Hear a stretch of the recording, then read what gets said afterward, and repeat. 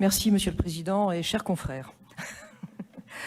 Bon, si je résume, un CPER, c'est un peu un exercice d'équilibriste entre les souhaits du gouvernement, ceux d'un exécutif régional, ceux des territoires, et puis les projets qu'il faut absolument terminer. Et là-dessus, nous sommes d'accord. Bon. Mais j'avoue avoir un peu de mal à suivre votre action, à trouver une ligne directrice claire, une politique sur le long terme. Si je résume, au début de votre mandat, vous étiez positionné sur une ligne essentiellement économique, plutôt libérale, avec une réelle attention portée au transport régional, ça nous sommes d'accord, bien que votre choix de ligne nouvelle ne soit pas le nôtre et ne l'est toujours pas. Et puis est arrivé le temps médiatique du réchauffement climatique, de la grande peur, réchauffement qui s'est transformé dans le CPER, et c'est notable, en simple changement climatique. L'action régionale a fait alors un virage à 180 degrés vers l'urgence climatique, avec des oukases, la planète se réchauffe, c'est la fin du monde, et bien culpabilisant, on est tous coupables de ce désastre. Et maintenant, on est passé de la grande peur climatique à l'émotion de la grande terreur sanitaire. Nouveau virage de la politique régionale à 180 degrés qui se traduit dans une action virile, hyper médiatique, reconnaissez-le, des masques, des tests, des sous, beaucoup de sous, il faut beaucoup d'argent. Il y a une ouverture incroyable des vannes budgétaires, avec des fonds que certains espèrent peut-être rembourser en monnaie de singe, mais qu'il faudra rembourser un jour, c'est pas moi qui le dis, c'est le gouverneur de la Banque de France, monsieur François Villeroy de Galhau, c'est pas un plaisantin, sachant que la dette de chaque Français était de 73 879 € début décembre. On est donc passé de « on sauve l'économie et le transport », « on sauve la planète » pour arriver à « on se sauve du Covid ».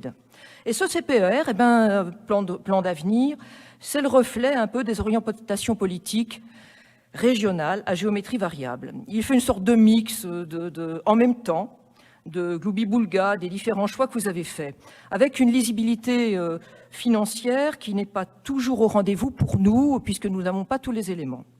Ainsi, par exemple, la mobilité qui aurait pu être dans l'équilibre des territoires, ça aurait pu être bien, elle est incluse dans la transition environnementale qui vous est chère, pourquoi pas, avec des transports en site propre pour les métropoles et beaucoup de vélos pour tous. Alors vous avez à peu près mon âge, je pense, et vous devez vous souvenir comme on rigolait des centaines de Chinois... Des centaines de Chinois qui circulaient en vélo dans les rues de Pékin. Vous vous souvenez de ça? Dans une Chine où on estimait avoir 100 ans de retard par rapport à nous, pays développés. Je crois qu'on y vient. Hein. Autre exemple, on peut écrire dans le CPER cette phrase merveilleuse, hein, « la nature comme solution ». Ah ouais, c'est une ode à la biodiversité. Bon. Et puis en même temps, toujours en même temps, soutenir les opérateurs de sites fonciers industriels dans leur procédure de dérogation à l'interdiction de destruction d'espèces protégées. C'est vrai que c'est pas facile de concilier dans une même politique écologie fondamentale et réindustrialisation louable.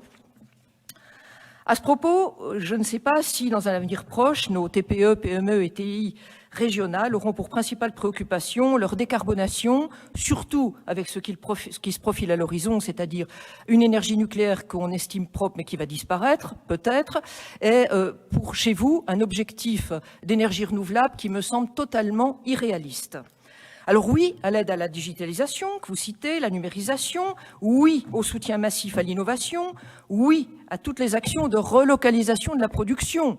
Enfin, nos idées avancent et j'en suis ravie. Notre région ne doit pas être en retard pour la fabrication, je donne un exemple, des microprocesseurs. C'est un truc très important, on en fabrique en région, soutenons-les. Apparemment, l'Union européenne va mettre le paquet là-dessus, sur les 700 milliards, elle voudrait mettre 20% pour la relocalisation de la fabrication en Europe de ces microprocesseurs.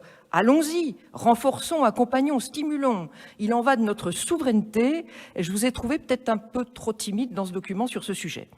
Arrêtons de perdre du temps, par exemple, pour la formation professionnelle. Alors là, oui, je suis désabusée, je vous le dis carrément, Monsieur le Président, quand je lis qu'on est encore en recherche de connaissances au bout de 5 ans, sur les besoins des entreprises par filière et par territoire. Non, quand même, ça confine à de l'autisme, là. Alors oui, les prochaines années devront répondre aux besoins des territoires dégradés par la crise sanitaire. Nous sommes d'accord, mais pour ce faire, il ne faut pas hésiter à bousculer la technocratie de vos 12 priorités. De contrat d'avenir et plan de relance. Et parfois, oui, revenir en arrière. Oui, revenir en arrière. Je suis ravie de voir réapparaître les mots Provence, Alpes, Côte d'Azur, comme des destinations monde emblématiques de notre région, que nous avons, nous, toujours défendues.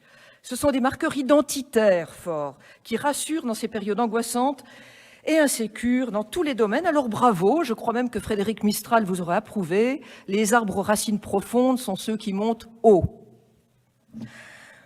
Pourquoi êtes-vous si peu ambitieux dans le domaine de la culture? Vous ne faites que prolonger ce qui existait, alors que la culture a besoin de soins. Et par contre, pour la santé, elle aurait besoin d'une culture du risque, elle, et de nouvelles organisations plus réactives et surtout plus solidaires entre tous les domaines. Dommage. Je vous félicite par contre d'avoir écrit dans le marbre du CPER la rénovation des cathédrales dans tous les départements. Bravo. Et les fondamentaux du localisme. Acheter local, produire local, priorité aux emplois non délocalisables, la recherche d'une souveraineté alimentaire. Je croirais lire notre programme de 2015. J'espère juste que ce ne sont pas des vœux pieux, non suivis des faits. Alors nous nous serions peut-être abstenus, dans d'autres circonstances, sur ce contrat d'avenir, mais nous le voterons, ce contrat d'avenir. Trop de collectivités attendent là-dessus, trop de projets structurants en dépendent, et trop de personnes comptent sur la responsabilité des élus en ces temps difficiles. Et nous sommes à leur écoute, comme vous. Je vous demanderai juste une chose, et j'en finirai là-dessus. Le plan de relance, nous avons la correction de le voter. N'ayez pas la correction de vous l'approprier. Car il est voté par les deux groupes de cette Assemblée, ce n'est pas votre plan de relance, c'est celui de tous les Provençaux, de tous les Alpins et de tous les Alsuréens. Je vous remercie.